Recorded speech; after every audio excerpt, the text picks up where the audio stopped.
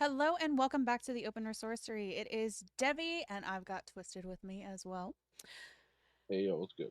And today we are going to be covering the morality of love spells. So, this is a tricky, tricky topic. Um, because I think you and I have very similar views on it. Um, but I'm also sitting here going, I kind of understand the reasoning behind it. So we're going to kind of look at like the history and just kind of discussing how things coming into the present, uh, how it plays out and what's going on with it. So I want to start with you. Like Yeah. where do you even begin? Um, general sort of perspective when it comes to the morality of love spells. So I think before we get into that, I'll kind of go ahead and give a little bit of background of like why we're discussing in the first place. Mr. Semantics and chronological order, all that. But we previously were talking about spiritual services for money, right? However many topics ago. And in having that conversation, there are, quite a few things that, could be sold as services. And we were discussing whether that in of itself was moral. But one of them that I see prominently featured online and offered up is, in fact, love spells and services. And, in that particular conversation, we had, a semi similar perspective, but you more so leaning towards there are like more so cases of like, moral ways to go ahead and sell spiritual services. I'm more so being a little more apprehensive about it, but not completely against it. But in any case, um, love spells in of themselves, at least from that sort of like lens and perspective of like them being sold or them being done in that sort of manner, I think that's definitely not necessarily a moral thing to do. Just once again, taking it from that realm. But generally speaking, even if you take the financial aspect out of it, right? Um, but when it comes to performing love magic, right, that in its core, if it's not just love magic or love spells or anything like that, you got to ask the fundamental question of is imposing your will upon someone to go ahead and see them in a more so favorable light. You got to go ahead and ask yourself, okay, is that in of itself moral? Is that in of itself something correct to do by whatever sort of manner of morality you subscribe to, whether it's like what all of us go ahead and, or not all of us, I should say, once again, individual case by case basis, but what many of us, especially in Western society, go ahead and see as right and wrong and all of that. The written or unwritten rules of, society and such. And also just like, you know, imposing, like, okay, I'm going to affect someone's decision that they may have not necessarily gone ahead and done otherwise. I think that's kind of like where it comes down to is like, would someone have liked me romantically or sexually if I didn't go ahead and perform this like spell or magical operation? Or am I just going ahead and am I tapping into something that was already there? You know, was I tapping into something that's like, okay, you know what, there was that openness or availability, or they had some sort of repressed sort of thing towards the individual, right? Like, these are a lot of questions that I'm going ahead and presenting as food for thought, as things to munch on. But generally speaking, right, like, when it comes to any sort of magical operation in of itself, I think it is dangerous territory to go in that particular sense of performing love spells. I think generally it's not necessarily a moral thing to do, but you know, it's also something that we kind of need to go ahead and ask ourselves, like, nothing is completely black or white, and are there potentially cases that could be seen as moral?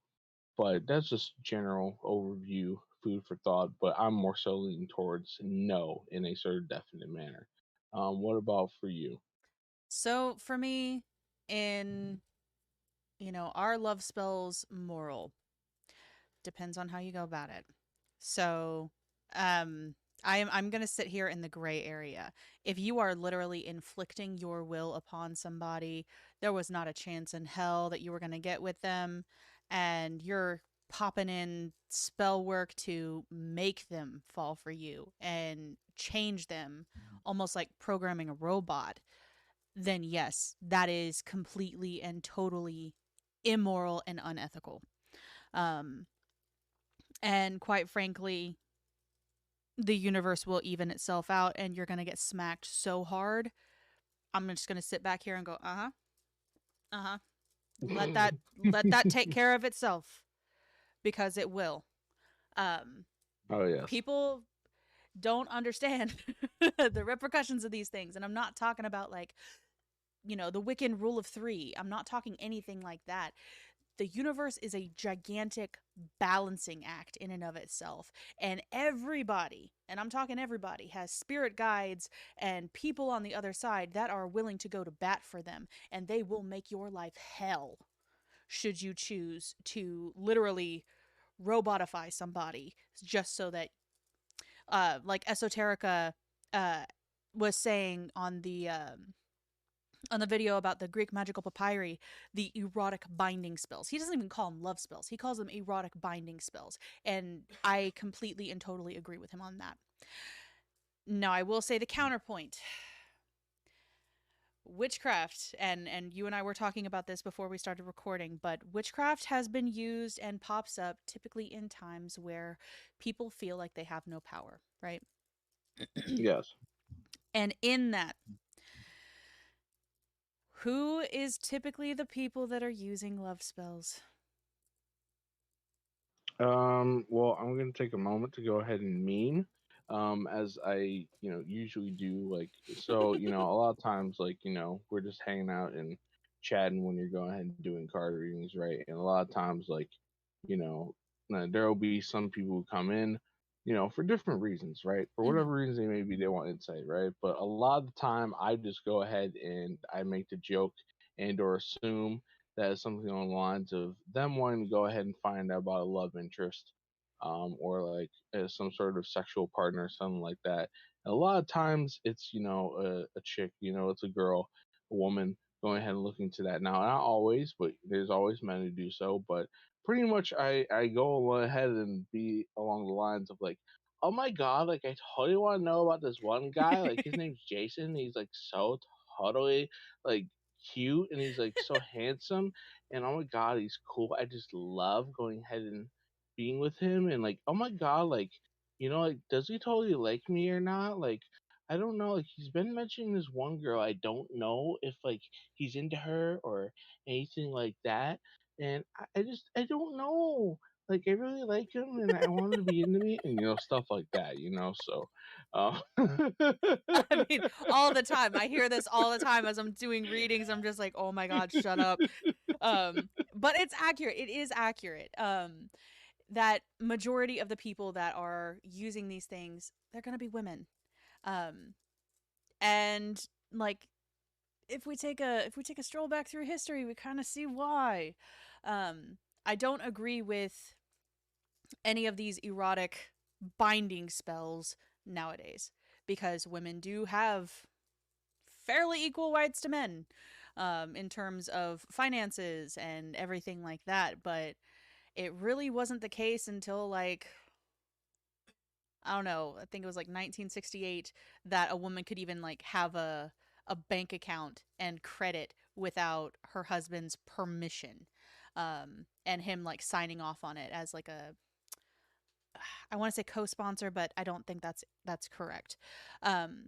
But the fact that it was looked as, a woman doesn't have the right to do these things financially for herself versus, having to have a guardian or anybody do it for her. So, in that as I is where I believe a lot of this comes from is finances. It's securing the life situation. It is making sure that they're taken care of. And I mean, women, yeah, we like to be taken care of. That's just, it is what it is. But at the same time, if you are imposing your will on somebody else and you are making them like a slave or a robot because of that, that's really, really fucked up. Um, so, as I mentioned before, Esoterica, talking about the Greek magical papyri, that's actually a collection of magical texts that has sustained through the ages, which is exceedingly rare. Because we all love a good book burning, right? Uh, that actually like makes my heart hurt just saying it. But a lot of the texts and things of that nature have been destroyed over time. And a lot of what is in there, yeah, it is erotic binding spells. It is spells for a lot of different things. It was from a massive amount of practitioners. It's not all just from one person or anything like that. Um, and what I find interesting is in the spell work that he was specifically pointing out, they actually used magnets. Apparently, like they had a magnet phase, and I kind of love the use of it, but at the same time, I'm just like, no, you don't bind people. Um, but if we look at ancient Greece and around the time period that these documents and everything were created, you can kind of see why there was erotic binding spells, because these women had no rights. They were not technically citizens. Their husbands were citizens. They had no political power. They had no financial power. They had nothing of that sort. And so, how are you supposed to get that power? You marry into it. You get it from the one that you are connected to in that sexual manner, um, which, ah, that's a societal issue in and of itself. And of course, looking at the past, we're just like face palming, going, why would you do this? But it is Yes. what it is. But you're going to find those types of spells pop up whenever there is an oppression of certain people. It doesn't necessarily have to be women, it can be men too, it can be people of different races and ethnicities. But you're going to see that kind of thing when there is a struggle and an imbalance of power. And the only way for them to have like a modicum of a comfortable life or anything like that is, to gain it through underhanded means. Now, that doesn't play into the emotional aspect of, yeah, some people just like they're obsessive and they want you to be obsessive over them as well. But it certainly is one of those larger aspects that I've looked at in terms of the morality of love spells over time, where in today's modern lens, no, I don't agree with it. And honestly, it makes me sick to even think about controlling somebody in that aspect. But from a historical lens, I understand why they did what they did. Oh yes, yes. And if we want to go ahead and look at it from like a comprehensional standpoint, right? Like whether it be in the past or the present, one sort of thing that comes to mind of like, you know, having a love, like even if it's not necessarily like, from a societal status standpoint or what have you, but just from like the pain, the hurt, of unrequited love, right? Mm-hmm. And like this sort of like um, this, I guess you could say, the slippery slope or like the downward spiral that it could put you into, or say depression, right? Like that shit hurts. Like, I can state into myself my own personal experiences. I had, girls that, I cared about, was into, but they didn't like me back or didn't love me back, or vice versa, where I've been in that position where, like I've been, the one who was pursued and I was not feeling them. And like I can go ahead and be like, yeah, I get where they're coming from and all that sort of thing, but it just doesn't click. Like I think Mm-hmm. many of us, if not all of us, can go ahead and attest to like different experiences one way or the other, where it just does not necessarily click or work out. But I one thing that came to mind and kind of like mentally preparing for this conversation was in encapsulating the notion of an unrequited love, right? Hmm. I check out the song "Bad Religion" by Frank Ocean. Now, a little bit of a spoiler alert. You know, the song is more so about him talking about a dude and all that sort of thing. And obviously, Unrequited Love can be, based on whatever sort of orientation you happen to be. But yeah, that in of itself is one of my favorite songs overall. That comes off his 2012 album Channel Orange, but it definitely encapsulates and evokes that motion of being able to understand what it's like to be in a situation where you absolutely love someone and they just don't love you back, and all that. And like that's the thing we gotta look at it as the human element as well as like, hurt people. That sort of cliche phrasing, and obviously, the intention isn't necessarily there to go ahead and hurt others if you're trying to attract them to you, but in the long run, it can go ahead and turn out to be that way. Or, there's also something else that we can discuss is like performing spells, like affecting how someone's love life is going. And you're not necessarily going to try to attract them to you, but say you've gotten broken up with or your heart is broken or something like that, going ahead and imposing your will that, oh, they're going to have a shitty time on their end too, and all that sort of thing. So I guess that's where I'll go and pass the baton over to you, with that sort of thing. Yeah. So, I am petty as fuck. I have not made any. Oh no. So, I'm not proud of it. But I think we've all reached those moments where we're hurting, we're in pain, and we want to inflict pain. And I ain't gonna lie, like there have been relationships where yeah, a curse was placed. Um, it was more so, if I get cheated on, it's gonna hurt you, and I saw it. I saw it firsthand. Um, Looking back in hindsight with my years of wisdom under my belt now, and kind of shaking my finger at my 18-year-old self, I'm just like, ah, yeah, that was dumb. That was really Yeah. fucking dumb. Yes. So take the advice from the old lady. Don't do it. Um, as much Old lady. satisfaction Oh, as stop it. as much Old lady, stop satisfaction it. as you might get, out of inflicting pain because they hurt you, it's not worth it. And all it does is like twist the knife deeper. Um, Oh, it's yikes. Uh, oh this is a yes. And ever confessional. Forgive me, Father, I have sinned. Oh shit.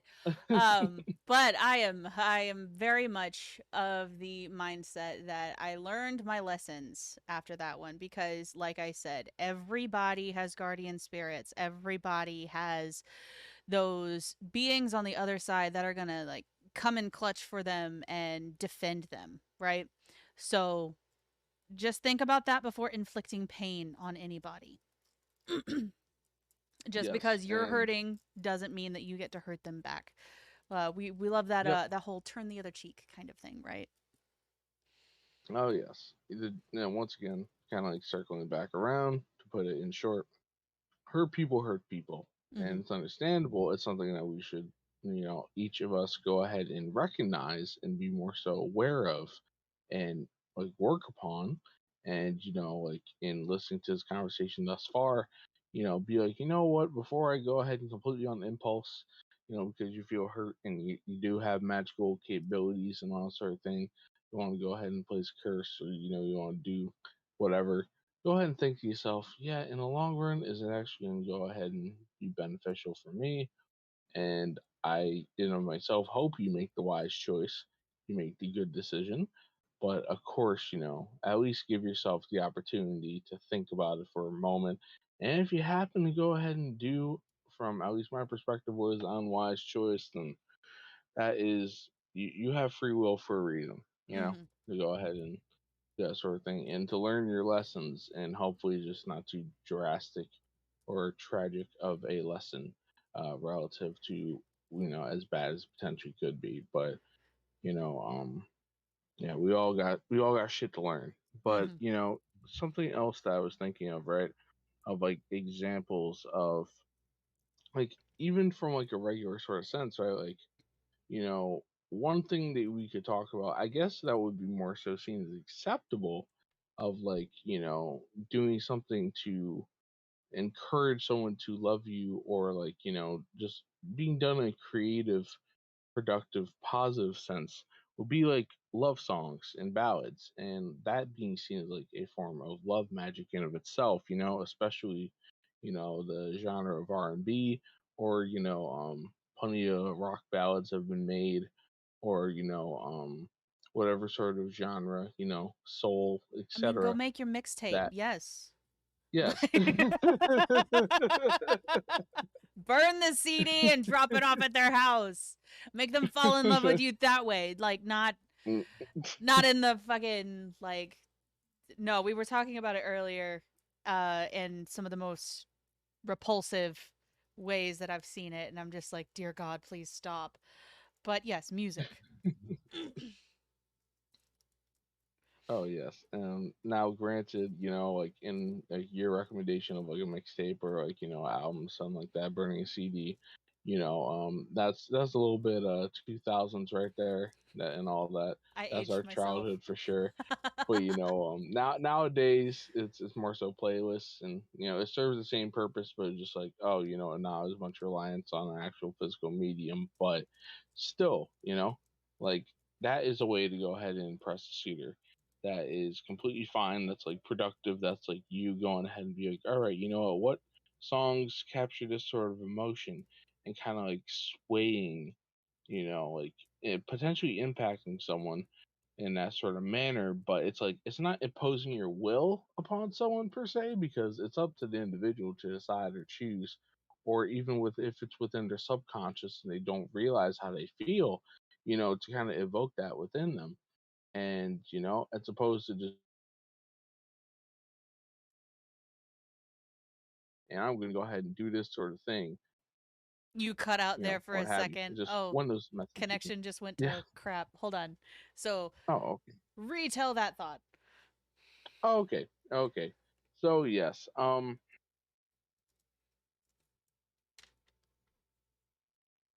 was going ahead and talking about love songs and ballads, magic, and I don't know exactly how much of that cut out on your end, but generally speaking, like that's all kosher. Make yourself a mixtape album, playlist, whatever it may be, and that is like, what? Instead of trying to be like, you'll be my man or my woman, I will, it's like, what? If something does exist there, a potential sort of them seeing you in a sort of way, like you can evoke that out of them in a creative, productive way.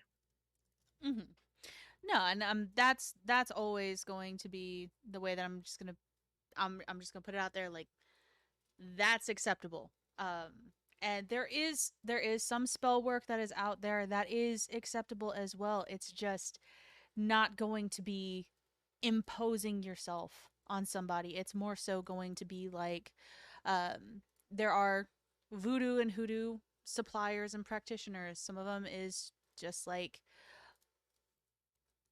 going to be like drawing love to you, like the come to me, love me, or kiss me now. It's not going to be anything that is imposing on a specific person, but it's going to be drawing those kinds of things to you.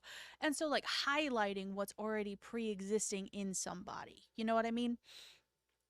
Now, there are Oh yeah. others in that like I've seen some lists that make me extremely uncomfortable, like the follow me boy or the follow me girl, or I dominate my man or I dominate my woman. I'm just like, oh, that's not Strong good. titles. I mean, it's there for a reason. Um, and So in those particular like titles of things, where are they from? What exactly is it that they belong to? What is um, the methodology? these are voodoo and hoodoo creations. So you're gonna see these a lot through different practitioners. Like some people will be selling like soaps that are like love drawing. They're going to be road opening, just normal everyday kind of usage types of things. I have like a road opening or like a money soap that I use frequently. Just as kind of like a focused intention, something that I can focus on while I'm washing my hands, kind of thing, right? Um, Yes. but they have them specifically like in candles and in, oh gosh, spell work specifically. That's not like a repetitive, just like an intention that you're bringing with you. It's something that you're doing specifically targeting a person. They do have those, and mm, that's the part that I'm just like, no, that's not okay. Like, I will tell that I have my own kind of spell that I call a lighthouse spell. And it's similar to the love drawing spells or um the ones where it just ignites something that's already there. But it's more particular because I don't know if you know this about me. I'm pretty fucking no nonsense when it comes to that kind of shit. I'm just like, I don't have time. I don't want to play. I don't want none of that. Like, I need solid and steady and sturdy, not like this wishy-washy fuckboy kind of bullshit, right? Like, who Yes. needs that? Who has time for that? Like, absolutely not. Like, my Capricorn moon's just like, no, fuck that. Absolutely not. I will not. Um, so I sit there, and one of the spells that I came up with was the lighthouse spell. And pretty much the intention of it is to kind of like put up a beacon of light.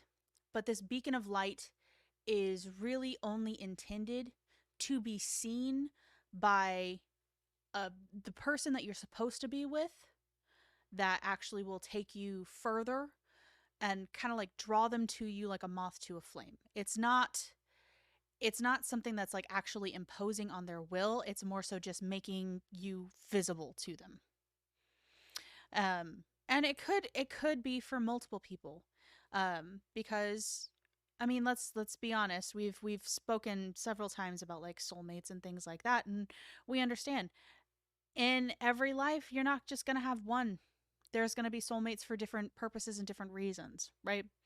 Um, but I know in my particular working, it's very much the no nonsense, like let's not play games, let's not play around. I want something serious, and I'm not willing to waste my time on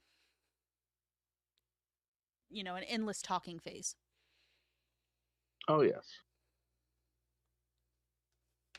Now I will go ahead and say that I'm gonna go ahead and be Mr. Mr. Witness here, and that in terms of her setting up this particular method for others, right? I have seen within the friend group where it has been rather effective, right? Mm-hmm. And different sort of outcomes because some people like they went with it and they ran with it, and because of that, it was able to go ahead and I can say not name dropping right now because they're not here to go ahead and give their own permission being mentioned name drop, but we know of one couple like in our friend group, right, where they went ahead and they found each other, right? They were friends beforehand, but after this was performed for one of them, they're like, "Oh yeah, there you are. You've been here this whole time. Like I didn't realize that I had these feelings for you, or that we were so compatible in a sort of way." And at the present time of recording, they are very much happily together and are going about their business, and they've been together for quite some time. Over Um, a year now, yeah. yes, yes.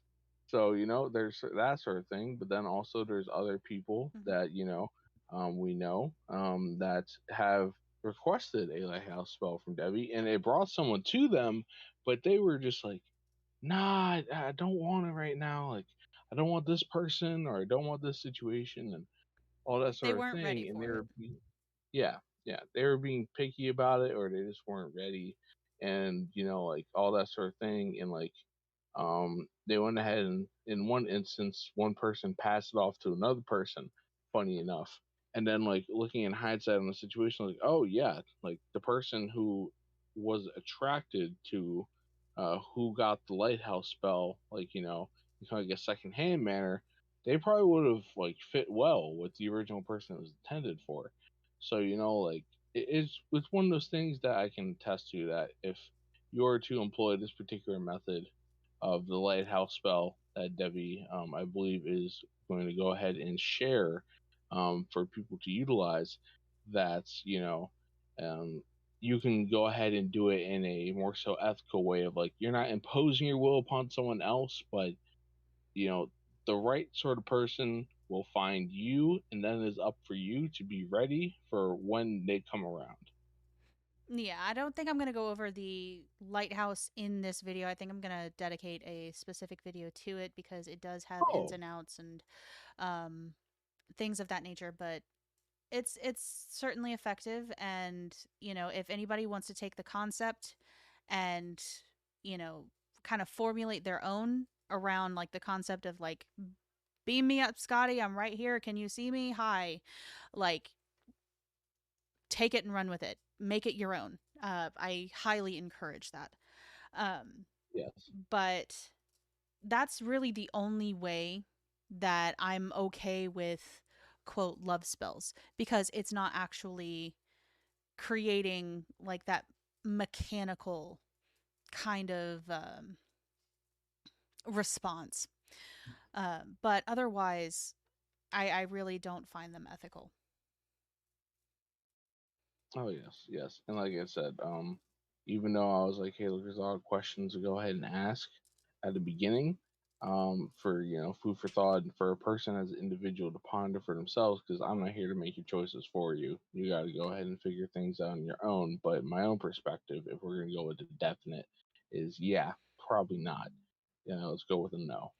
Um, so yeah, but obviously, we have our own perspectives. We shared our 2 cents on the subject, but alas, once again, you got to make your choices for yourself, and so be it.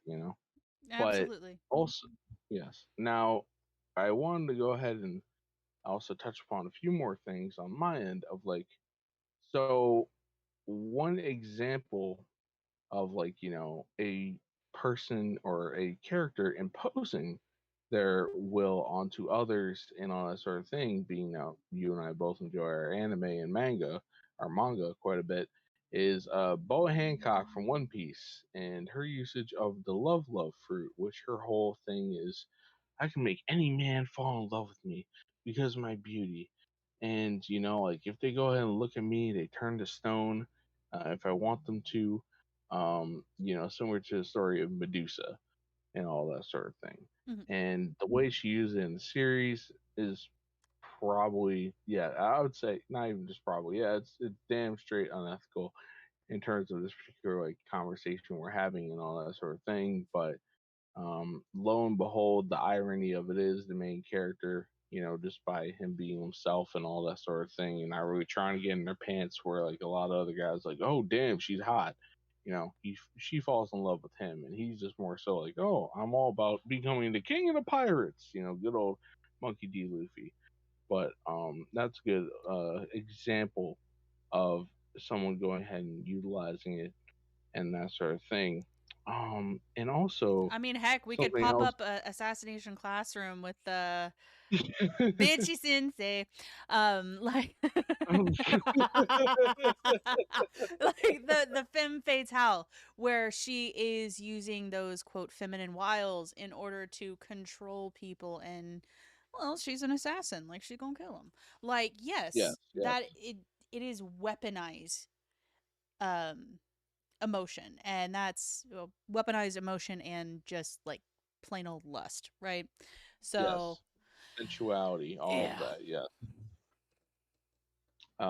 Yeah, being her mentioning that right there because we were just watching Assassination Classroom with a couple of our friends the other day, and kind of just like having a little like group activity and such. But um, yeah, that right there, that whole femme fatale, and obviously it's not just a feminine thing; it's a thing that guys can do as well.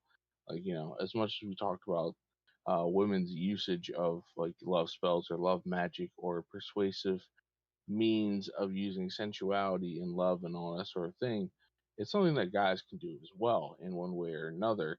And in terms of like what you said you were looking for, right? Like you mentioned the archetype of the fuck boy and all that, and Mm-hmm. like pretty much like doing what they do, being a cool suave dude and all that, but all they're trying to do is just bust a nut, you know, and not really caring about the emotion of whom it is they involve themselves with, male or female. But there's that sort of thing as well. Or, if we're gonna go ahead and use modern terms, the thought, you know, and Thought is yes, a gender neutral term. gender neutral, but I would say a lot of times attributed more so to females than males, and all that, um, you know, but yes, so that right there, just being like examples of like even if it's not a magically practiced sort of methodology, like some more means of which, yeah, at least I don't necessarily agree with that particular way of trying to go ahead and get in your pants and get sexual or romantic gratification from one or multiple individuals, whichever way you swing it, um, and all that. Hmm. And I'm going to go ahead and safely assume that you agree with me on that based on your prior statements. Yes. And I mean, I do want to bring up like the sexual component because we know that sex is one of the in terms of magic, sex is one of the most powerful um generators of it. So it's mucho importante in, who you choose. So be very very choosy. Be very careful. Oh, yes. And if we look to the seven hermetic principles, right? Like, just that being one framework of understanding for the manners of how existence operates and all of that sort of thing. And of course, there's the one polarity having to do with gender, right? The masculine, the feminine, in that sort of dualistic sort of manner. And that, like, nothing is complete one way or the other. Of course, like, you know, I think, in this lifetime, Debbie are female. I'm a dude, right? I'm a male. Mhm. So, granted, I will say a lot of times in a joking sort of sense, like when you listen to Devi go ahead and do some bodily functions, such as burping and other things, Yes, I'm a very dude. masculine. Yes, I am a very dude. masculine. Like, Absolutely yes, 100%. yes, But that's completely all ripped in it. jokes. That is all in jokes. Yeah, and like but in any case, right, like that is definitely an important component, right? And like that's something you have to observe and kind of like worth mentioning of like you know, when you're doing magical sort of practices, right, and you work with both masculine and feminine energies, regardless of whether you are a guy or a girl in the physical incarnate, and being aware of like how you're utilizing them and being responsible with them, and all that sort of thing. And granted, sexual energies in themselves are not necessarily just to be utilized and like, oh yes, I'm doing this in order so I can achieve orgasm or I can receive pleasure or to nut, but even just like in a creative sort of sense or more so being able to attain like a higher state of awareness and all that sort of thing, like there's the practice of tantra that goes ahead and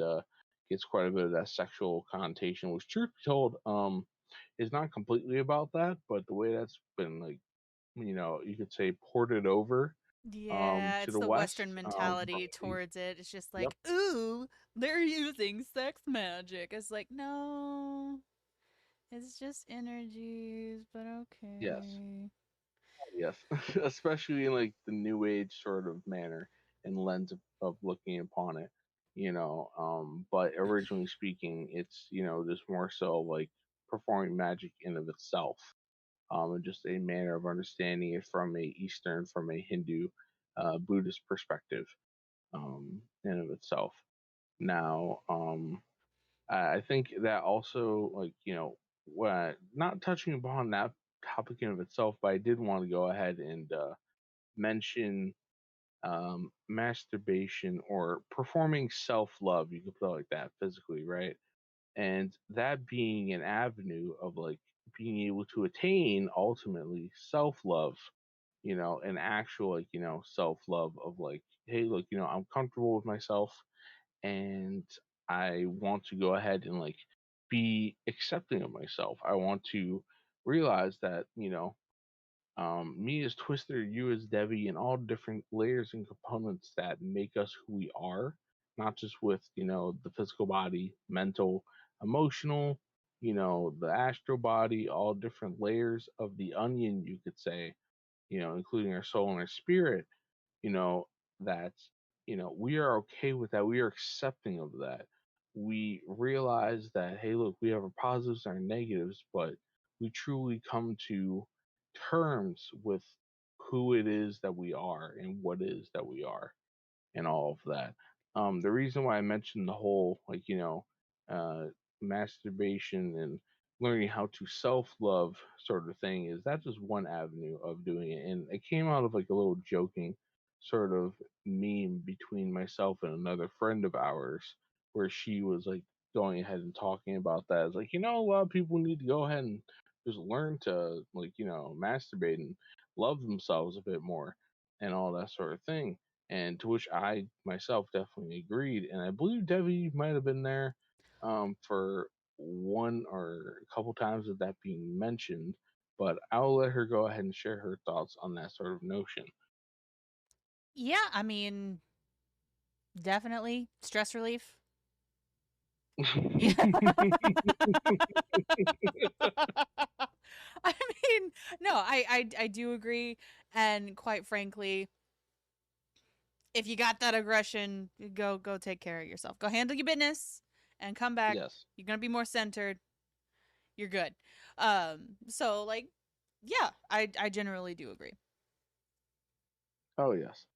And like, um, like self love in of itself, right? And now, if we're going to talk about love magic, and we've talked about quite a bit, like imposing your will upon someone else to try to make yourself like get like their focus and attention and have them be attracted to you and all that sort of thing, right? Like, I would say that love magic in regards to learning to love yourself and that sort of thing, definitely ethical, because you're trying to better yourself. You're trying to grow yourself as an individual, as a person, as becoming more so self-aware and realized, and knowing thyself, as the Oracle of Delphi is attributed as having been quoted to say, and um, realizing who you are amongst the grand scheme of things, right? And that just coming to, like, an even more so grandiose notion that you are everything, so on and so forth. We've touched upon it on other topics, don't Oh yeah. need to get into it at present, but and we'll cover it more so later on as well, I'm definitely sure. But, generally speaking, like, come to find out who you are and accept yourself for who you are. And that is most definitely a means of love magic that is um, good for sure. Oh, absolutely. And That yes, use that in conjunction or like after like a session of shadow work, like where you're picking apart those traumas and whatnot. Find that self love in there, and that's really important. And I mean, we beat each other down. We are our own worst critic for most part, right? So it's it's hugely important. It's not placing like this great importance on the self, but it is recognizing, I am worthy of love. I have love to give, and I'm worth it, kind of thing. Versus like, I am God.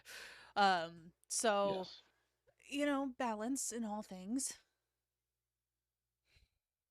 Oh yes. And you know what, like since we are going ahead and talking about self love and all that, like I think we've driven home the point of like, you know what, that is a good thing to go ahead and do, right? Hmm. Um, it might be worth mentioning like the seven types of love, like from a Greek understanding, and all that sort of thing. Um, you know, because love in of itself is a broad topic and a broad subject. And since we're talking about the morality of it, and I think we've already gone ahead and we've stated our perspectives here individually and give us some food for thought on the morality, might as well delve a little bit more so into just a little bit of like the expressions of it and a little bit more of just the general nature of it. Hmm. So right here I got like a list from the website is called seventhsensepsychics.com, which was provided by Debbie right here. And if she doesn't mind, I'll go ahead and I'll read off the list Go for it. of the different expressions. All right, so right here. And also, we will go ahead and provide this, link down in the description box for those who are listening to this viewing on YouTube to go ahead and read, at your own leisure. But, I mentioned the website in of itself. So, if you just type it into whatever web browser, then you should be able to find it also. But in any case, number one right here is Philotia, and I may butcher these pronunciations. If I do, so be it. But yes, so Philotia. The first experience of this love is based on the correct assumption that you have to love yourself in order to be capable of loving others, including animals and life itself. The negative side of this love is conceit, egotism, and narcissism. And in seeing that narcissism right there, I know you, Debbie, are very much acquainted and the usage of that term narcissism and like discussion we've had, and you've made that sort of kind of like a specialty of like trying to understand that. Yes. um yes, just based on different individuals and situations in your personal life and all that, not to delve into Oh, that no, no, too no, it's much. fine. Yes, but yes, so here we go. The number two right here is pragma. Pragma is love that is often occurs in long-term relationships and marriages. This love is based on a greater good for both of the partners. The ancient Greeks had a realistic attitude towards marriage, so for them it was an agreement between the two sides. Over time, partners would develop a more mature love called pragmatic love. This love came from the common feelings of solidarity and long-term commitment to a partner. So, to whatever extent you feel comfortable in sharing, Debbie. Hmm. At present, you are a married woman. You have been for a decade plus, and Yep. like, do you have any sort of things to share about this subject right here? Well, yes, because I mean, well, that's difficult because you haven't covered the other ones as of yet. But marriage is an agreement. Yes, it is a contract. It is a discipline between the two partners and making sure that you're on the same side and are going to fight for each other. Um, but it's not always going to be um, like the oh gosh, I'm trying not to put the other words in because they're right there. Um, Yes, yes, but it's not always like the complete like boom lust or like puppy love at all times. Like that's not realistic, and so it's going to fall back onto like the solid foundation of uh pragma, really, yes, and it makes sense. yes. Like, yeah, you could say it's like just like the yeah, me on myself, like I definitely have not by any means gone ahead and been in a relationship for a decade plus or been married or anything at this current point in time in my life. But like at least I can say for myself, like I am aware of pragma in say like the span of like a year long plus relationship, right? And Hmm. that's sort of like, um like, even though there were disagreements, even though there was like things that we heavily did, like, do not see eye to eye on, hence why that relationship is not necessarily ongoing anymore. Like at like, there was the initial sort of attraction, but there was also that sort of like, like we have this history together, we have that solid foundation, and I can attest to that personally and Mhm. myself. And from my understanding, like that is kind of like the basis of why, even if you could say like, for whichever couple out there this may apply to, like the spark has kind of gone out, like the initial sort of spark, as I said, or whatever sort of excitement, like couples will stay with each other for God knows how long, right? Whether it be like they're in a sort of long term situation, married or unmarried with kids, or they're just like together and they have that living situation. Like there's comfortability there. There's like, all right, I know this person, and like I know where they stand with certain things, and it's just it's more so the easier manner to go about things, and that's for everybody to decide whether that's their benefit or their detriments of how they wish to live their life. But that I think falls under the lines of pragma, right there. Mhm. Yes. To move on to the next one, we have Ludus or Ludus, probably the first pronunciation, but once again, I may fuck up like quite a few of these. Ludus is it was the name of perky silly love. It is actually seduction, flirting, and playing. It can precede sex as sexual attraction is often interpreted as ludus or ludus. Flirting with a stranger, we are predetermining the extent of how far it will go. It is in our nature to play. A ludus cannot last unless it grows into other types of love. So, pretty much from a love standpoint, this is just the tip.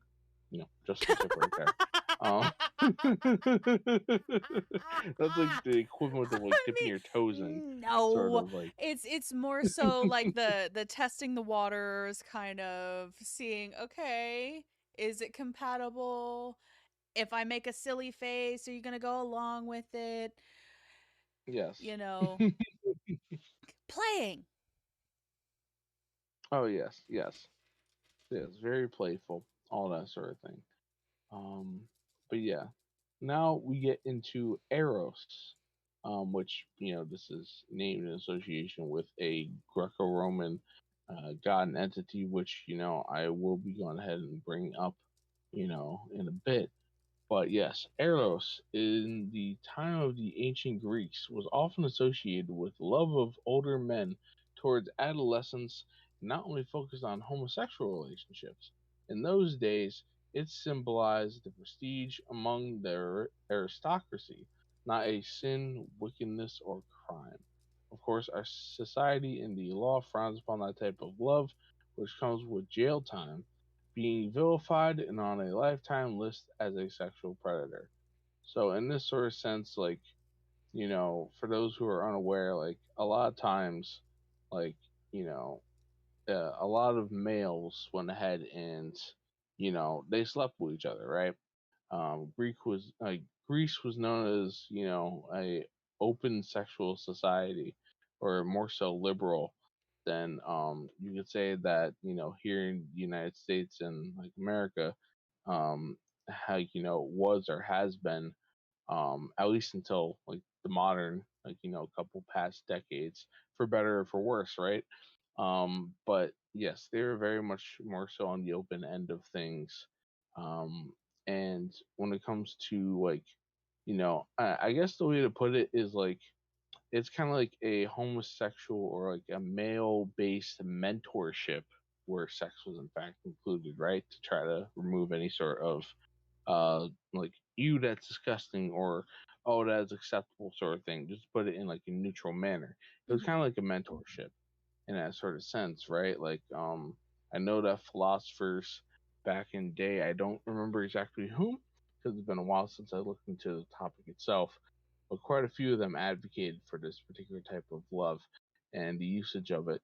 And even like in the mythos of Greece, right? Like, from my understanding, Achilles, he himself, he had a particular individual who was like, he had a eros sort of relationship between, and I do not necessarily remember their name. I know um, if you've seen the movie Troy, it is the one character that's kind of like depicted as his cousin in that one. I forget exactly what the name is of said character, but in the actual historical accounts and not necessarily changed for the big screens, that particular character went ahead and well, had a Eros sort of relationship with Achilles, um, which in that movie Troy, great movie. Go ahead and check it out. I definitely think so. One of my favorite movies growing up. And Achilles is played by Brad Pitt in that one. And I don't remember the name of the actor who plays that cousin character in the film, but I remember him being in Four Brothers, and Four Brothers is by far one of my favorite films in general. So I've seen him in quite a few of the movies that um, It wasn't Colin Farrell, I was it? have enjoyed. Hmm? It wasn't Colin Farrell, was it? No, no, no, no. Okay. Just for the sake of it, I'll go ahead and look it up just because it was already mentioned. Give the shout outs and credit where it's due. Might as well. So Four Brothers. He played the character of Jack. So let me go ahead and find that out. Now, granted, the other three of the Four Brothers are more so recognizable, that being Mark Wahlberg and Tyrese and Andre 3000. But the other one I'm just not as well acquainted with. So let Hmm. me go ahead and find her here. Um, all right, I am looking on Wikipedia. Okay, Garrett Hudland. Mm. Garrett Hudland, who was, of course, in Troy and Four Brothers, as I mentioned, but he was also in Aragon. He was in Tron Legacy, and not going in like chronological order or anything like that. But he's been in quite a few films. Yeah. So, yeah, my bad for not necessarily knowing Homeboy's name, but yeah, just that was a bit of a detour from conversation of itself. But you already know me, I'm Mr. Semantic, so I'll give him credit where credit is due. Might as well. But yes, so and there we go. It's considered at the intermission for this particular list, as we have three more to go on the different categorizations of love and such. So now we have philia, right? Which there's many different sorts of terms in the modern day, positive and or negatively attributed, that have that suffix on it. And this is like the origin. So, philia can be translated in today's language as friendship or platonic love. Philia is shared between family members, close and distant relatives. Also, among comrades on the battlefield, people of similar affinities, opinions, and attitudes. In simple terms, the meeting of two soulmates where sex did not come into play. And you're going ahead and like you made mention of like soulmates Hmm. and all that sort of thing, like very briefly. So I guess in that sort of sense, like I guess why not talk about it a little bit more if you wish to? Well, I mean, this is going to come into a, kind of a personal gnosis kind of thing. And in personal gnosis, like think of it as you are a ever changing puzzle piece throughout your life. And you may come to a point where, yes, you have a perfect fit. You have an absolute perfect fit. You blend together well. Things go great. But then all of a sudden, it's like you grow in a specific way, and all of a sudden, the fit doesn't work anymore. And it happens all the time. And it's not just, I'm not just talking in terms of like romantic partners or anything like that. Like it's friendships, it's family, it's anybody that you come into contact with.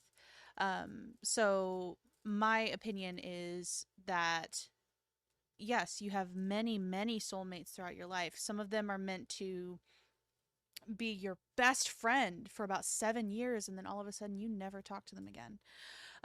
Some of them, like you are born with your best friend, you're born with your brother or your sister or your cousin or whatnot, and you're all good until you reach your 30s, and then all of a sudden it's like you both fell off the face of the earth. But it's y'all went in different directions and everything's left in peace, not in pieces.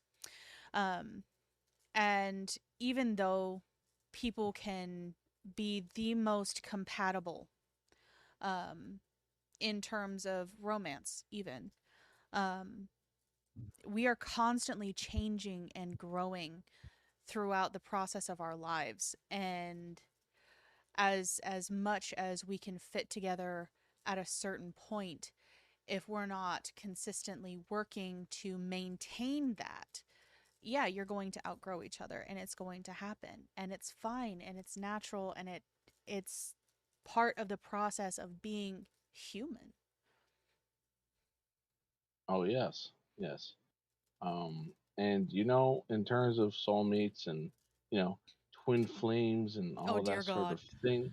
Oh yes. Oh, and you know, for those who have heard other like you know episodes of ours, in terms of our buddy Lono, right, another one of our hosts here at the Open Sorcery and all that, he has quite a bit to say about twin flames. So whenever we do tackle that sort of topic, it wouldn't be surprising to have him on board for that, and you know to say that generally about the topic.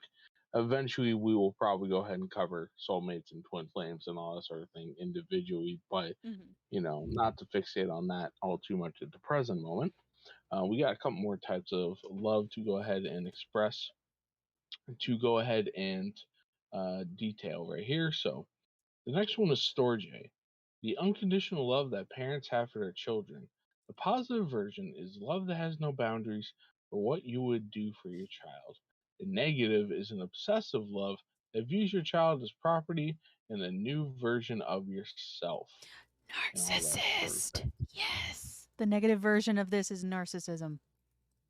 Oh Ta-da. yes. Oh, see, I knew that you would go ahead and have something to say about that.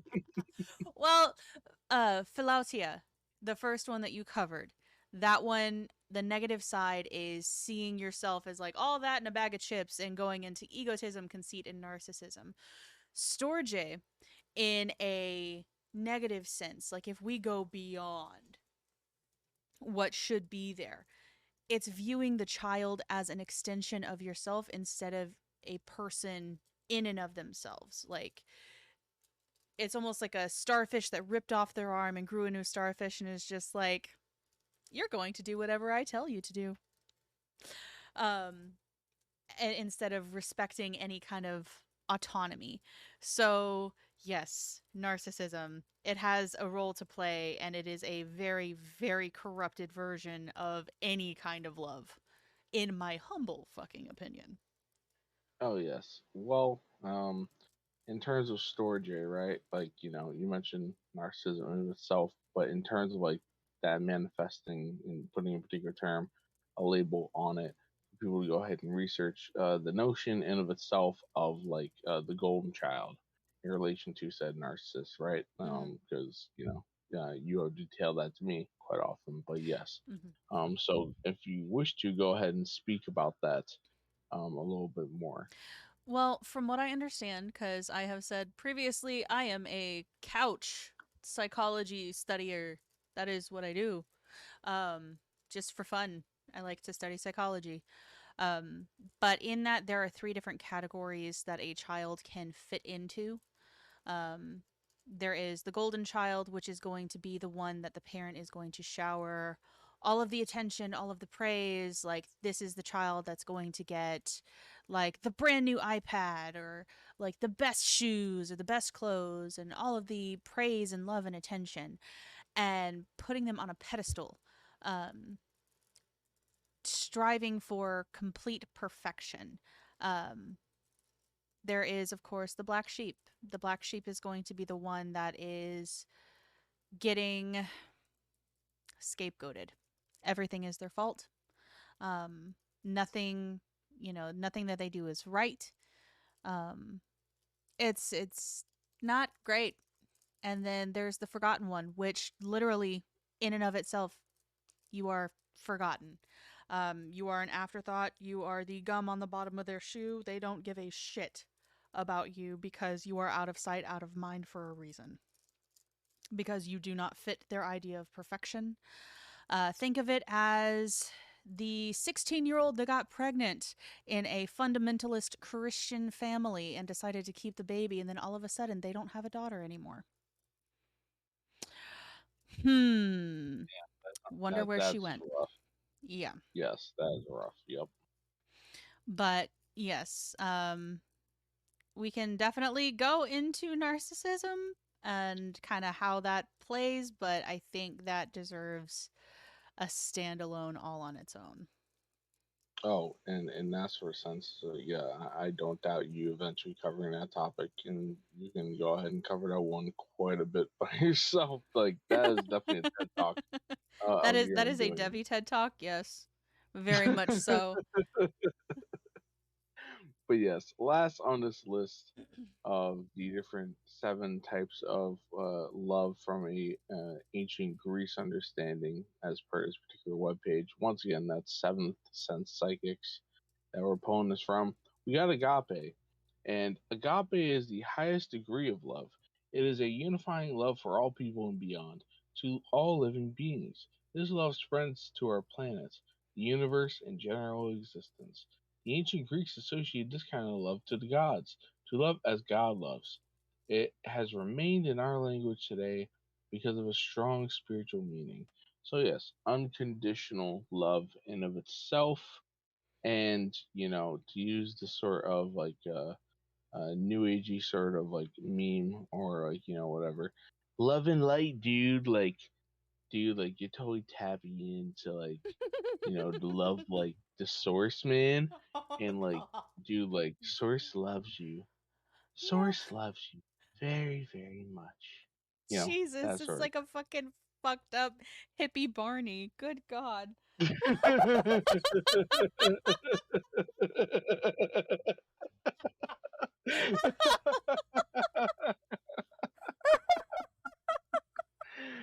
Oh man. Oh Yeah, god. and and like just to keep on with the whole new age hippie thing, right? Like, um, I guess this whole agape sort of thing, like, like when it doesn't express like a negative expression or anything like that, or a negative like manipulation or usage of it.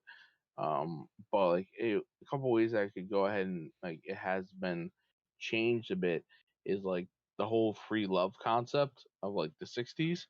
Sort of things like because of the supposed unconditional love that you feel and you have for everybody else, everybody's gonna go ahead and bang each other. Who happens to subscribe to that meme, that idea, but also of like situations where there is someone who is seen as an enlightened figure or a guru and all that. And, if someone has that title, it depends on the individual in the case in of itself, individual case by case basis of whether they have some sort of insight or have something that can be shared unto others. But there have been plenty of documented cases, especially in the West, where that can be utilized and weaponized to go ahead and once again for the purpose of busting your nut inside of tons of women or men or whatever your flavor is, um, Mhm. and that kind of like being like a false sort of agape, or presenting a false sort of agape in of itself. Yes. And that is, I mean, you say the 60s and the free love, but quite obviously it's still extremely prevalent as of today. Oh yeah. Hence, church scandals and quote cults unquote popping up out of the woodwork left, right, and center. So it's a there is always going to be a bastardization of any of the kinds of loves. Um, it's just making sure everything is in balance. Yes, exactly. Moderation is important with anything and all of that. But yes, agape, that's unconditional love for not just say a particular individual, but for the whole of existence, and that interconnectedness, that sort of realization and being there in that mode of being, that all is one and one is all, Mm-hmm. and let's see, what else is it that, at least on my end, I wanted to go ahead and bring up. Um, oh yes, so um, oh, in terms of like, so we've talked quite a bit about like, obviously the morality of like, love spells and that sort of magic and all sort of thing, but one particular term that I came across, and this is from the same friend that I had mentioned about the whole learning to love yourself through like self love, quote unquote, or like through masturbatory means, Yes. right? Yeah, like yeah, I went ahead and was recommended the movie The Craft by them, which I guess before we get into that sort of thing, yeah, The Craft, take a moment to talk about it if you want to, because I know that you're fond of it Well, quite a bit. yes, because it's a 90s movie and I'm a 90s baby, and that's just how it is. But so the craft is, of course, like there's a group of girls, they're exploring magic, they come across a natural witch, somebody who's just going to be able to tap in and tune in very, very easily. And they go exploring magic together. And of course, there's drama and some nastier aspects come out. And what I believe you're wanting to touch on is glamour magic, correct? Yep. Yep. Okay. So I'm going to go into glamour magic. Glamour magic isn't necessarily like, okay, I am going to literally change my eye color or change my hair color or do this, that, or the third. It is changing the outward perception of you. So think of it as like putting a fishbowl lens on yourself and being able to make people see you in a specific way or make people not be able to see you in terms of invisibility magic. Um, so it's not necessarily like you're actually going to be invisible, it's more you're less noticeable. But what all did you want to go over with this one? Honestly, it was just, yeah, like as you said, like glare magic or just perceptional sort of magic and all that. Um, that was the first film. That was the first like time I actually came across that particular wording or phrasing of it and all of that. I had known of it generally, but I didn't know under that term. But in any case, right, like we're talking about love magic. We're talking about, you know, um, whether it's moral or not, of like, affecting how someone like, is attracted to you and all that sort of thing. And just generally speaking, like perceptional magic, Mm-hmm. and how the world sees you. Like, to what extent could that potentially be seen as a good or bad, positive, negative, moral or amoral sort of operation? And, however briefly or in depth we feel like doing so at present. Well, I mean that one's tricky because it's not sitting there and directly affecting somebody in like a you are specifically like you as twisted are specifically going to have this lens of me at any given time. I'm going to literally fuck with your perception of me. It's Yeah. more of like a okay, this is how I want to be perceived.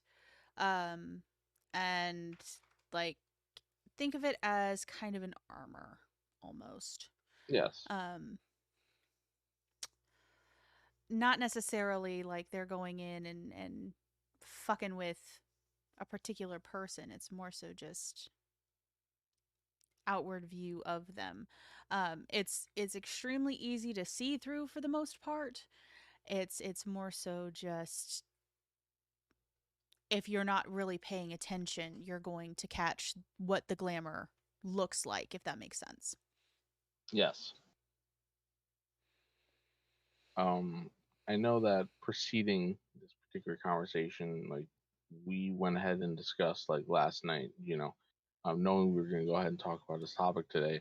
Like we were just going ahead and we had a conversation where like I mentioned like you know what like I used to have this one girl that I had feelings for back in the day when I was younger. She did not reciprocate it.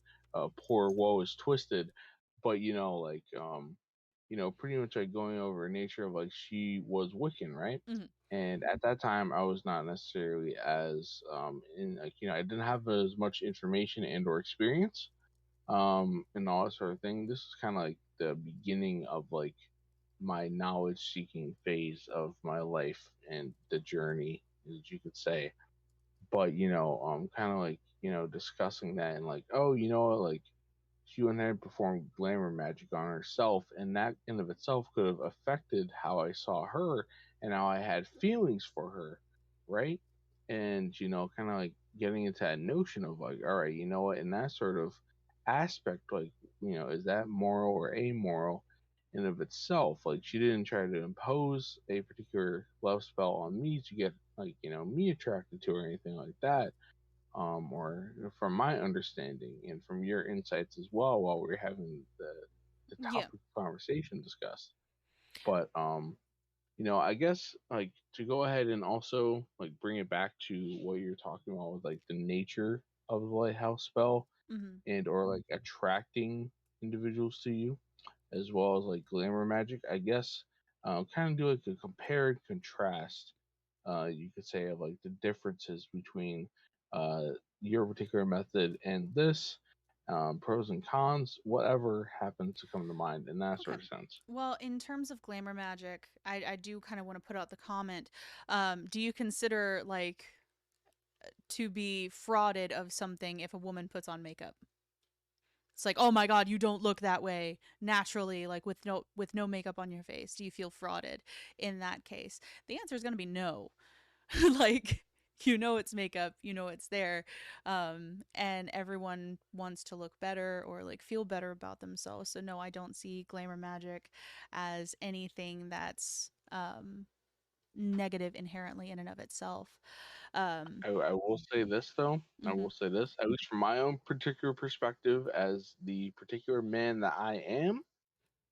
Makeup looks all good and dandy, but I do think that there is an issue with the over dependence of it. And like me, I am just more so like if I'm into a woman, right? If I'm into a girl, right? You know, I am going to be like, you know what? You are beautiful, you are attractive without your makeup on, and just allow yourself to be more so natural, more so often than like going ahead and like, lamming it up as we were saying and oh all yeah, that. Um, yeah, so for me, I definitely appreciate like the just going ahead and allowing your natural beauty to go ahead and radiate and all that. yeah, But in the over dependence of, say, makeup or from a magical perspective, glamour magic, trying to utilize that too much or too often, coming from a place of, you can say, the reason why that is the case is like it can be like, at least from my thought process right now, a twofold thing of one, not truly loving yourself and feeling like you aren't enough mhm, in your natural appearance, as well as like getting off. And by getting off, I don't necessarily just mean sexually, but just like you get like you get some sort of high off of people going ahead and seeing you in a certain light of like mhm, you're attractive because you put on makeup or you go ahead and you do glam magic and stuff like that, and continually trying to feed that high, feed that sort of reaction and all sort of thing, and feeding that the ego, being yeah. disproportionate and unbalanced. Yes. Yeah, I mean, I could see that, but at the same token, like, different strokes for different folks. I'm more of like the live and let live. Like, you want to be glam, get your lashes. You want to do glamour magic, go for it. Just don't impose your shit on anybody else, right? Oh yes. Um, but in terms of like glamour magic to my own lighthouse working, my lighthouse working is, like I've said before, like think of it as like a literal lighthouse being built on top of you, and it's broadcasting like the signal and being like, "Hey, I'm here, come find me." Yes. Whereas glamour is just like, I'm going through my everyday life and I just need a little extra spice. I just need a little Yes. extra. Yes. but not actually for the purpose of like specifically attracting anybody. Oh yes, yes, of course. Just a little bit boosting that charisma Hmm. sort of stat from whatever sort of RPG or Dungeons and Dragons that's on they play. Yeah. Yes. Oh my god, yes. but yeah, so like now let's see. Do you? I have like one more thing I wanted to go ahead and say of like on my list before going into like entities that people could potentially work with for love and all sort of thing. Hmm. So on my end, Valentine's Day. Shout out to Saint Valentine, the patron Hmm. saint of love and all that sort of thing. And of course, the holiday that many people here in the U.S. and in the West happen to celebrate, as like the quote unquote holiday of love, as in the modern use. Shout out to that. Yes, but it was also Lupercalia in terms of the Roman founding. It had Okay, nothing so to talk do with about it. that. I Um, talk about that with like your pinching of your nose and like trying just to saying. change the Just scope of saying. it. Just saying. No, that's something that I actually learned about whenever I was in Latin class in high school. And I found it kind of fascinating because it was used as a fertility holiday. And um yeah, as far as I remember, there were like pieces of leather that were used as like so let me backtrack a little bit. Um Yeah. Men, I believe, would line the street and women would get smacked on the bottom with these leather strips as a hoping for fertility. So it's a fertility holiday, founding of Rome, Romulus and Remus, the she wolf, all of that. But it was taken over, of course, by Saint Valentine after all of that, which you can go into. Well, yeah. Well, I was just gonna say in terms of I'm not necessarily all too aware of this particular holiday, but you mentioned smacking on the bottom with like different objects and all that. That definitely sounds like right within the realm of BDSM. And as the Rihanna song goes, "Whoops and chains excite me" and all that sort of thing. Me too. Now, Um, oh, but yeah, Saint Valentine just in general, patron saint of love and all that, and kind of like just talking about him and of himself. From my understanding, as having grown up like with a Christian Catholic background and all that, um, you know, uh, very. I don't believe he originally was born in Ireland, even though that's what he's like, attributed and known for, with different elements of Ireland in of itself. But from my understanding, he performed a lot of marital rites for young couples, hence why he was associated with that particular sort of like distinction as the patron saint of love, as well as other different accounts of miracles that he performed, the driving off of snakes and other things, which, truth be told, from my understanding and comprehension of things, St. Patrick in of himself was definitely a magus. He was a magician, and all of that. Now, a church sanctioned one, and all of that, as opposed to many who have not been church sanctioned throughout history. But that's just a little bit about St. Valentine, since we're talking about the subject love and all that. mhm. So I guess this could serve as a reminder to anyone listening, if they got some sort of partner out there. February 14th, just about every year. If it's Just coming up or about anything, every get year. yep. Yeah, just go ahead and get your partner something right now if you're forgetting. If you got that coming up, if you got an anniversary, it's not necessarily Valentine's Day or whatever. Go ahead and get your special person something. Uh, that's where I take the moment to go ahead and remind you all out there, male or female. Hmm. But yeah, so Get that cupcake mix. Go make the cupcakes. yes, But yeah, oh yeah, and since we're talking about love in and of itself, how can we not talk about love in and of itself without talking about the Lover's card, the tarot, Ah, um, yes. as well, Well, and just the nature of that. I mean, goodness. In terms of the lover's card, now I want to go look at it. Hold on. Got my Hey, deck. go ahead, Hold on. go ahead. Hey, you're more so the tarot aficionado out of the two of us, so Well, go it's ahead just and because I read take a it look on the at it. daily. Do your thing. Yes, go for it. But okay. So the lovers in and of itself isn't necessarily in terms of always partnership, right?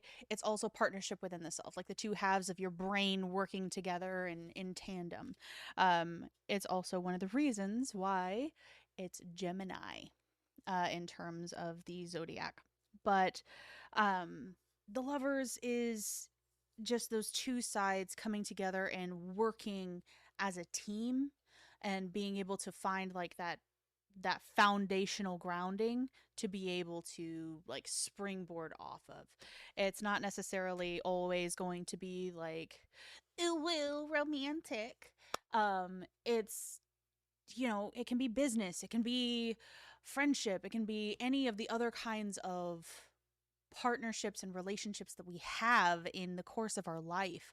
But it is very much an important aspect of the deck in and of itself. Oh yes, yes.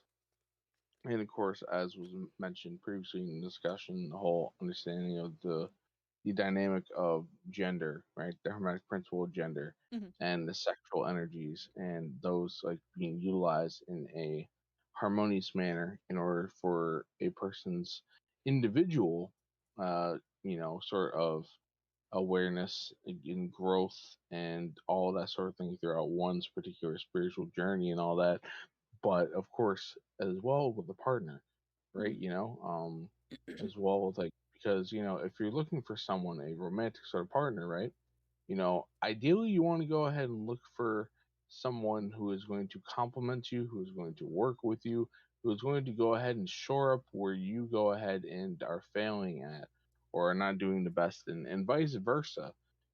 Complement the strengths and round out the weaknesses and Mm-hmm. all that. And that's kind of like what comes to mind when I think of the Lover's card in of itself. Absolutely. And What I we mean, all you do strive that for. within your, like I said, you do that within yourself as well as without. Like, that's kind of like Yes. you and your shadow self meeting up and actually getting shit done, or, an exterior relationship. But both are just as important. Oh yes. So, do you have any other particular bullet points before we have like a long list of like entities that people could potentially call upon that are associated with the Venusian archetype? The love in of itself. You got any other particular things? We get to that. No, not presently. I'm sure we'll cover it some other time. Yeah. Okay. But yeah. So here we go. Now, the Venusian archetype and the planet of Venus, astrologically speaking, right? That in of itself covers love. It covers sexuality. It covers, creativity as well. And pretty much it's like honing into that aspect of oneself, the sacral chakra for at least the sexual aspect, the heart chakra for more so the love and connectedness aspect of oneself. And I'm trying to think from a astrological standpoint. You mentioned Gemini, right? And Yes. I believe Venus governs over Gemini, correct? No. Venus No, governs over Libra and Libra. Libra. Taurus. Okay. Yes. Yes. I knew it was air sign. But yes. Now, Gemini's And mercurial. It's one of those funny things inside of the tarot in and of itself is even though it just kind of doesn't match, the Lover's card does make sense in terms of Gemini. oh yes, yes, yes. As it's represented by two individuals in it. Yes. Hmm. Um. But yeah. So Venus in of itself is attributed as the morning star and all that sort of thing, a title which has gone to both Jesus Christ and also the fallen angel Lucifer, and the term of it, within the Bible in of itself in the Old and New Testament, so on and so forth. That is, a completely different subject for another time to potentially be discussed, or just for, people out there to independently look up. But um, now, in terms of entities that you can call upon, right? Um, since I am Mr. Angel guy, I guess, in terms of at least like the friend group dynamic, right? That Debbie and I have with some other people we know. First and foremost, shout out goes to my boy Arcane. Well, not necessarily boy, I actually more so see them like as a more so feminine, more so as a female. So shout out to my girl, shout out to my woman, Archangel Haniel, whom governs over the spear of Venus on the Cobos, the tree of life, and out of the 12 zodiac sort of signs, governs over Capricorn as well, my sun sign and Debbie's moon sign. So yes, Haniel, uh, that's our homie right there. Mm-hmm. Um, so if you're trying to go ahead and whether it is towards doing something with self love, as we've gone ahead and stated, is cool or kosher or anything like that, or if truth be told, you're trying to do some love spell to try to go ahead and like attract someone to you and all that sort of thing, once again, not necessarily to our own recommendation or perspective, but in any sort of case, whatever your intentions are, Archangel Haniel, will go ahead and follow through for better or for worse, and all that. But definitely, I will attest to myself that when it comes to self love and you know, utilizing Archangel Haniel for kind of like more so like drawing into me people, whether it is a romantic or sexual nature, or even just like friends and all that sort of thing. Like bring me the people that will help me to love myself more so, and to be able to have those complementary and mutually beneficial relationships in my life. Once again, platonic or romantic or what have you. Archangel Haniel is assisting me in that regard. Now, of course, when we're talking about Venus in of itself, there's actually from the Greco-Roman, pantheons and such. Like immediately, one would likely think of Aphrodite, or in the Roman version, Venus. The goddess herself. Having to do with love and all that sort of thing. And that's where I want to go ahead and pass the baton over to you, Debbie. Do you have any particular experience with Aphrodite or Venus in of herself in any way, shape, or form? Or at least in any way that you wish to share. And this is honestly something I do not necessarily recall or know. No, I've never That really worked with Aphrodite. I've never had the inclination to. Um, I I don't know. But as far as I know, like I've kind of communed with her, but I haven't really worked with her, if that makes sense. Um, oh yes, yeah, very, how do I put it? Not prideful, but extremely sure of herself.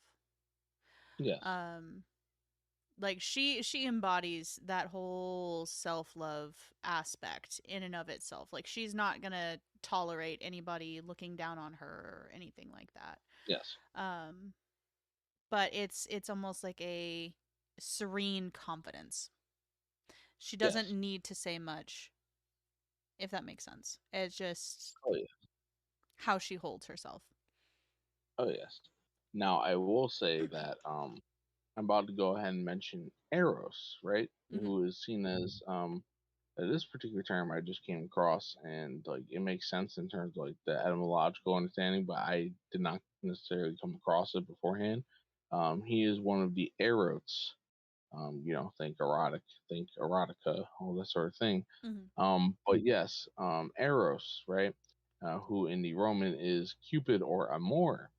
um, that is another sort of main entity of love and such, that one can call upon. So, in this little excerpt from Wikipedia I got right here, god of love and procreation, originally a deity unconnected to Aphrodite, he was later made into her son, possibly with Ares as his father. This version of him was imported to Rome where he became known as Cupid, and Mm-hmm. that's once again coming from Wikipedia. That short little blurb, but at least from like recent discussions between Debbie and I, like one sort of myth that like we were discussing and we kind of like looked over together is like the tale of Psyche and Eros, right? And that being one of intriguing nature. So in that sort of sense, like I know you're more so well acquainted with it than me Mm-hmm. because you're the one who introduced me to it. So what exactly is the nature of that particular tale? And it has to do with Aphrodite as well. So you're talking Yes. about that sureness, that confidence, but a little bit of a spoiler, not necessarily all too pleased No. or yeah. So, I mean, in the tale, she's definitely not. Oh goodness. Um, but Psyche is actually a human. Um, and she's a princess, and she's wanting really to marry for love. She doesn't just want to be married off for political reasons. I mean, who would? Um, but she is drop dead fucking gorgeous. And of course she's got suitors lined up. She is not interested. She doesn't want anything of it. And so there is a, I forget if it's one of her sisters that recommends her going out into, I think it's up a mountain, and like begging for assistance from Eros or Cupid, and um like saying like, hey, like I want to marry for love. I want something that is fulfilling, not just, you know, marrying to marry.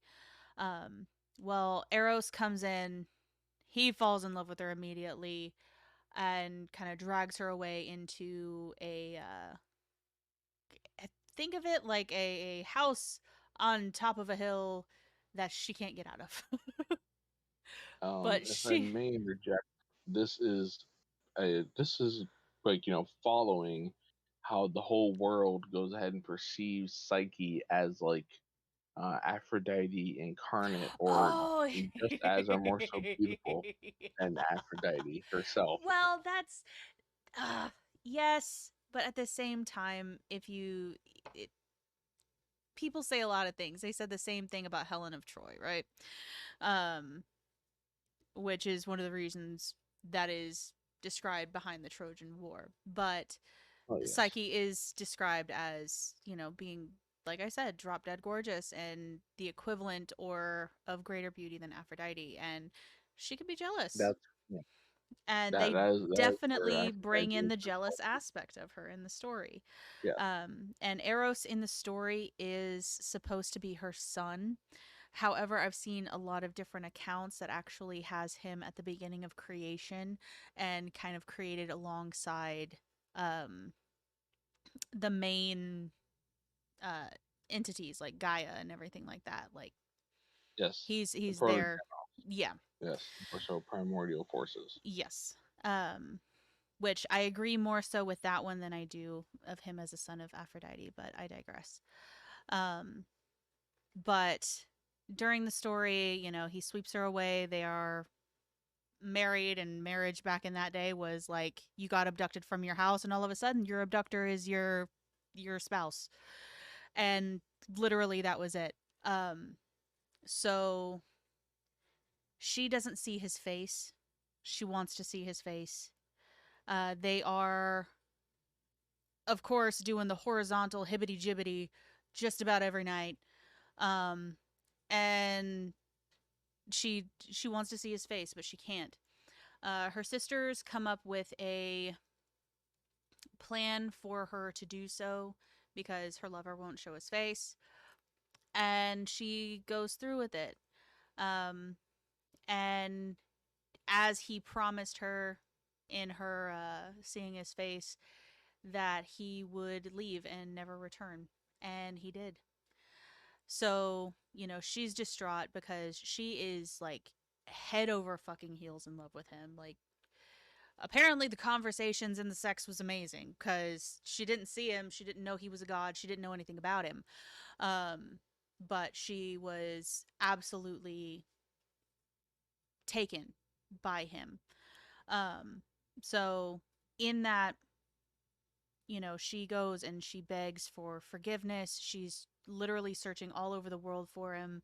And this is where Aphrodite comes into the mix because Aphrodite didn't know what Eros had done.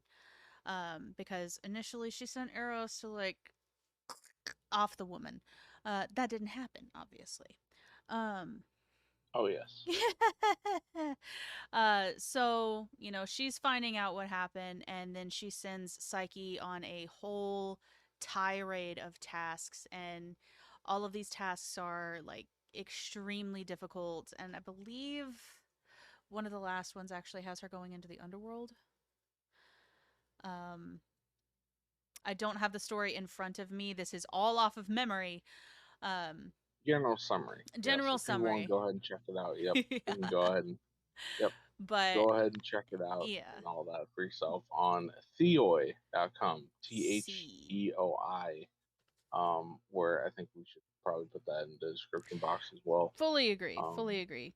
yeah. Definitely go read it. But she Eros never like lost feelings for her. Of course he was hurt because technically she betrayed his trust, but at the same token, like how you gonna be in love and like doing things of that nature and not see your person? Like the fuck?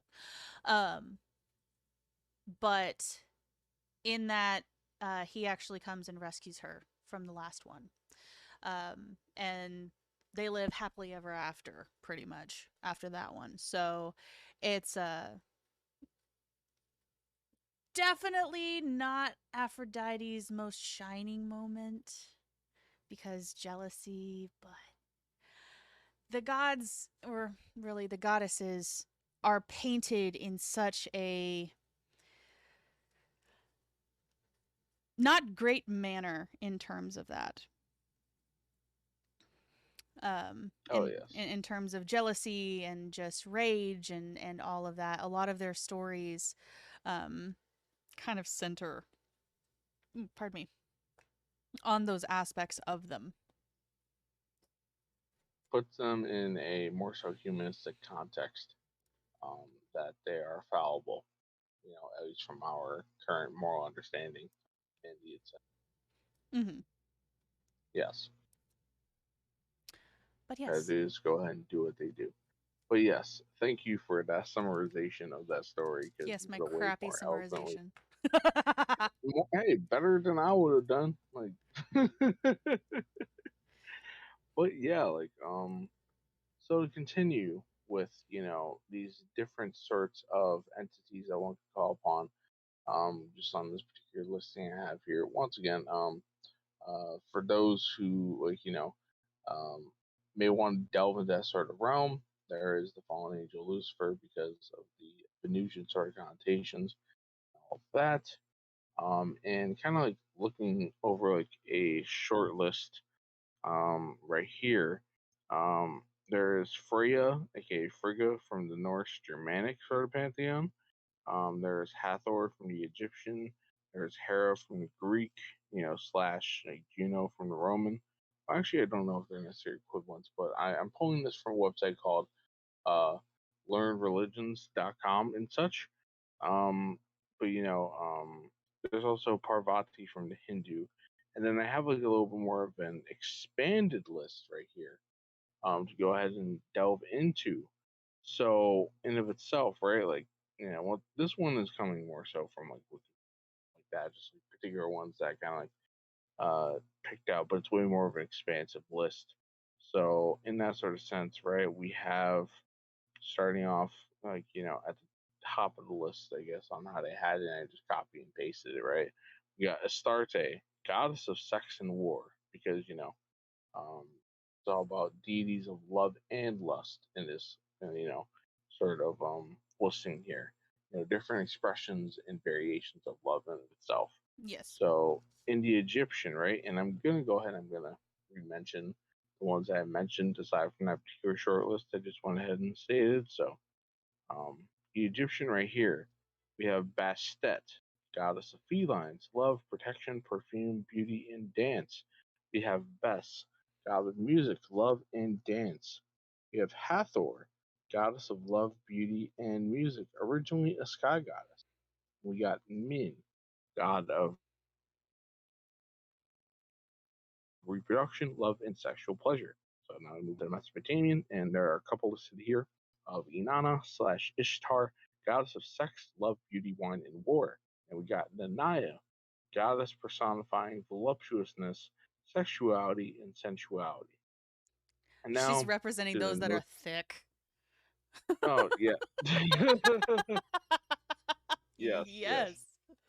Yes. Got the curves and all that, yes. Yes, but let's see. So Norse Germanic, right? We have Eoster, Germanic dawn goddess, and all sort of thing, which there has been a debate, historically speaking, from my understanding, of whether Eoster was kind of like a basis of some sorts for the holiday of Easter or not. Not gonna really talk about it at present, but that's something to go ahead and look up on independently. As I mentioned before, Freya, goddess of love, sex, beauty, Cedar, war, and death. We have Frigg right here, goddess of marriage and women. We have Lofn, Lofn, by this particular spelling, goddess who has permission from Frigg to arrange forbidden marriages. And we got Sjofn, so Sjofn, goddess associated with love. Let's see. In the sort of Greek and Hellenic, like we mentioned Aphrodite, so as Venus, kind of like that sort of thing, and also Eros, right? So I'm not going to go ahead and you know I'm not going to go ahead and restate their names in terms of this particular listing. There's a shit ton in terms of this particular thing. So we got, and I'm probably going to go ahead and like restate quite a few of the counterparts. Like between the because Greco-Rome is pretty much the damn near same and all that. As for those who don't necessarily know or have caught on by now, if I'm mentioning. But in any case, I'll just go down the list for the sake of it. Um, because we haven't talked about the subject for a while, and I'm not gonna lie, my brain is kind of like slowing down steam. So once we're done with these entities, I'm not gonna lie, it is definitely time for Twisted and Debbie to chill and relax and all that. But Fully in any agree. case, yes. So in any case, the Greek and Hellenic right here, we got Bacchus, god of wine and pleasure, Eos, the Greek dawn goddess, and then, as mentioned before, with Eros as being one of the Eros, we have a more so comprehensive list of the Eros. So, Anteros, god of requited love, Himeros, god of sexual desire and unrequited love, Hedologos, god of sweet talk and flattery, Hermaphroditus, god of hermaphrodites and effeminate men, Hymen, god of marriage, weddings, and the bridal hymn, which, in terms of the hymen being broken and all that sort of thing, I did not necessarily know that this is where the term came from of this particular entity existing, prior to me finding this. But, now I know. And now, for those who didn't know out there, y'all know too. Um, we As got you know, I've got post. opinions on that one. Oh, But yes. yes, Yes, you got we will opinions. keep that for another video. Oh, yeah. Yeah, just because we haven't talked for a bit and all Yeah. that, yes. So, Pothos, god of sexual longing, yearning, and desire. Hedon, goddess of pleasure. So that's where like the term hedonism comes from my understanding. And we got Helios right here, who is usually like the god of the sun. Having to do with like the prefix helio having to do with the sun, like the whole idea of heliocentrism in terms of the Earth revolving around the sun and our modern understanding of it. But they happen to seem to have played a role in love magic. According to Pindar, love sick men would pray to him. And we have Pan, God of the wild, shepherds, flocks, rustic music, and fertility of the wild flocks. Is portrayed as very lustful and often depicted with an erect phallus. He lusted after several nymphs, most importantly Echo and Syrinx. Diogenes of Sinope, speaking in jest, related a myth of Pan learning masturbation from his father, Hermes, and teaching the habit to shepherds. Pan's greatest conquest was that of the moon goddess Selene. He accomplished this by wrapping himself in a sheepskin to hide his hairy black goat form and drew her down from the sky into the forest where he seduced her. Pytho, or Pytho, personification of persuasion and seduction. Philotes, either a goddess of affection or a daemon of intercourse. Priapus, god of sexual intercourse, genitalia, nature, fertility, and lust.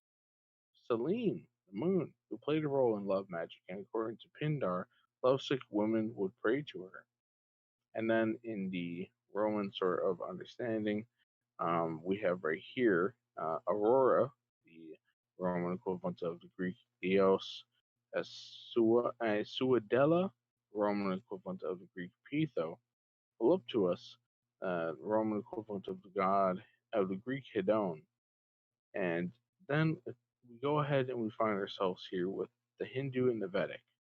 So, granted, Parvati was mentioned on that short list before. I noticed it's not necessarily listed here on, deities of love and lust that I extracted from Wikipedia, but we got a few other ones that are going ahead and have been mentioned. So, Kamadeva, human Hindu god of human love or desire.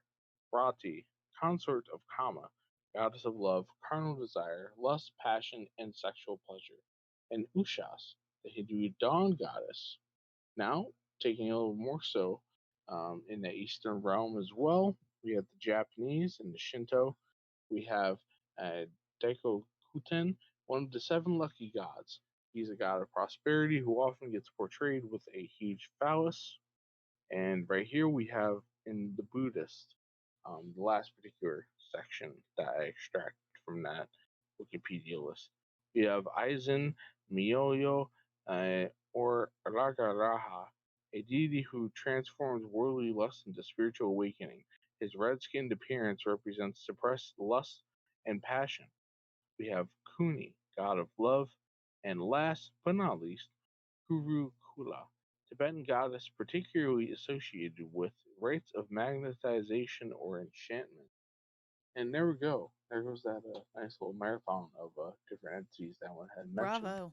That you could, yeah, you could go ahead and follow up on and all that. And once again, I extracted, those mentioned in that runoff to Wikipedia and all that, which I guess I'll go ahead and put in the list of links for description box and all that. But Wikipedia is Wikipedia, like that's not difficult to find at all. Oh yeah. But yeah, we've been talking about the subject for quite a bit. Mm-hmm. We just went through like all those entities, deities, and spirits and all that. So yeah, I think I am good to wrap this up. How about Same. you, Debbie? I'm Yes, perfectly fine. Yes. yes. Any last thoughts? Because I have no Just like thoughts. just a recap to the original sort of thing of love spells and the morality of them. That generally speaking, I guess the consensus between Debbie and I is like, for me, I don't necessarily think they're all too moral in the general usage of them. Selling them off as a service or done for personal gain or freely. As for you, Debbie, your thoughts on that I as the mean, last minute? all in Yeah. all, in terms of, love spells that, are directed at one person, no, they're not okay. You are taking somebody else's free will and it will come back to bite you in the ass. And Yes. like let's just not let's respect people's autonomy. Can we do that, please? Um Yes. but I think that's really it from us here at the Open Resorcery. Of course, I'm Devi. That's Twisted. And we Yo, will see you guys next time. stay frosty, niggas. Peace.